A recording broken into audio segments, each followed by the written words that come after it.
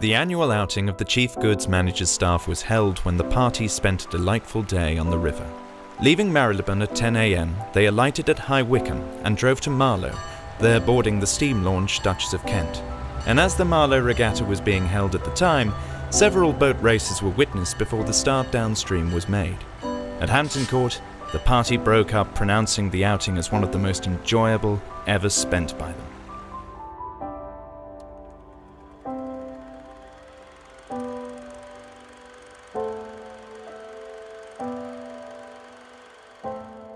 It's worthy of note that 7 members of the Chief Goods Manager's office were undergoing annual camp training when mobilisation took place, and, consequently, they've been on active service right from the time of the declaration of war.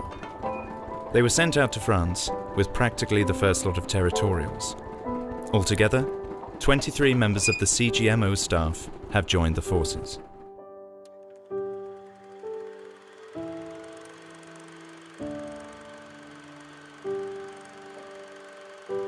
In the ordinary course of events, we should have gone into the trenches last Friday night, but Sunday is here and we are still in reserve, but expect to go up tomorrow. The other day, Mr. Pinion, of the General Managers, who is a lieutenant in the ASC, came along to see us, and he was quite surprised to see such a crowd from the CGMO, and he asked us whether we had left anyone behind in the office at all. We arranged to have our photographs taken the following day.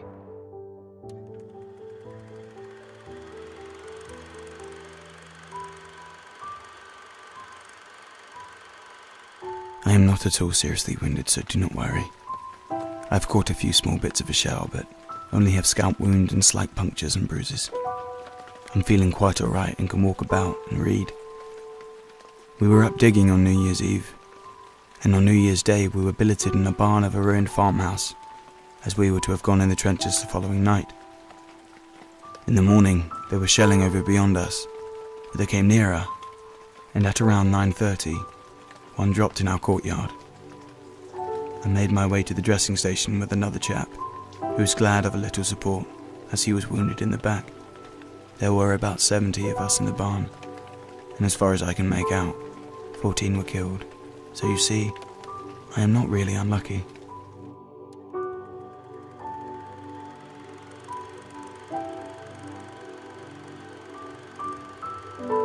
Since the commencement of the war, the staff in the office have made weekly contribution, and the funds have been applied to providing comforts, etc., for the members of staff in this office who have gone abroad. The post-corporal has just arrived with the interesting information that there is a parcel being sent up for tonight, which is a very bad case, so bad that he has put the wreckage in a sandbag. He says it appears to be a tobacco and cake mixed. I hope to find something eatable in this one. Although I have not yet succumbed to the vice of tobacco chewing, whatever other bad effects the army may have had on me.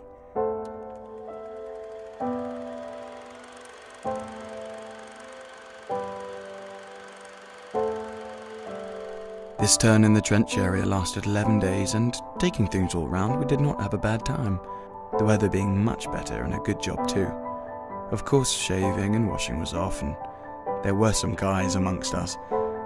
I think I should award the prize to young Mutton. His ginger hair and fair complexion under a coating of grime and whiskers made him look more like a chimney sweep than anything. In fact, the lot of us would have done credit to the army of the Great Unwashed.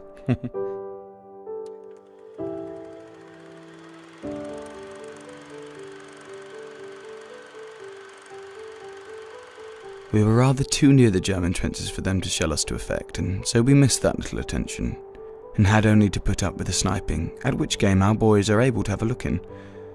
Our sniper, who had his lair only about 20 yards from us in an old trench, retreated to a shower of bully beef in tins at daybreak of the morning after we got in the trench, and this I think must have made him pack up, as we did not hear from him again.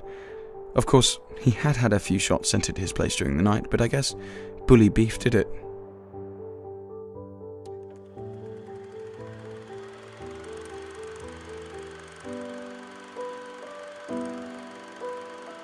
We've been playing football today, and it has been pouring all through the game, and we've got drenched through to the skin, so Stanley and I have just come out and are now sat down in a little French estaminet, drying our clothes after having had an enjoyable tea comprised of boiled eggs, cake, Christmas pudding, etc. You see, we do not do so badly when we're resting.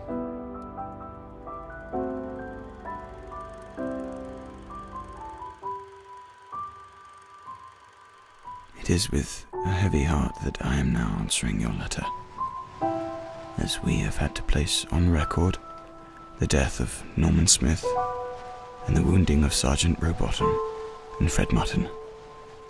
You will, no doubt, have learnt from the newspapers of our whereabouts and of the magnificent name our battalion has made for itself, although I am sorry to say at cost, our casualties being very heavy.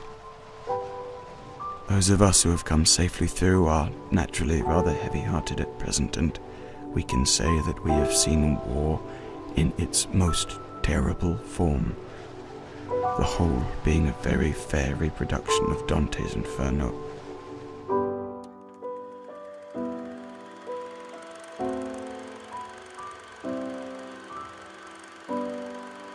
Last night some exciting news came up with the rations, that Cecil Rose is back with us at last, and you can guess how eager I am to see him. He came up to the trench last night on a fatigue party, but I just missed him, and expect to see him tonight as we are expecting to be relieved, and then what a talk we shall have.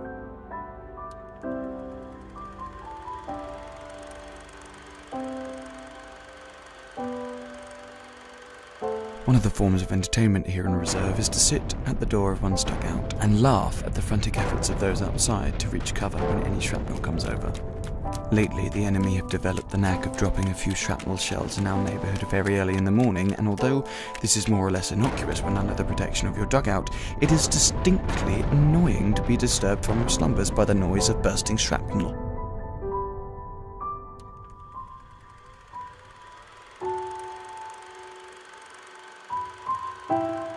I have just received a letter from his officer to say he was killed instantly, and that he was buried in a quiet spot called Le Boeuf.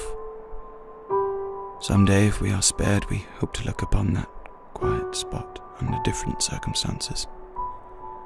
Happy Lad, that was the pet name we gave him, when quite a youngster.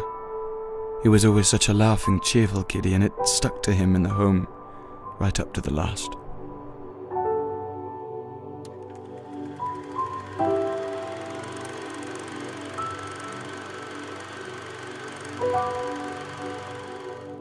Our Tommies here are fine, and no one can realise what they go through until they've been amongst it. I hope the British nation will not forget their soldiers and sailors after the war.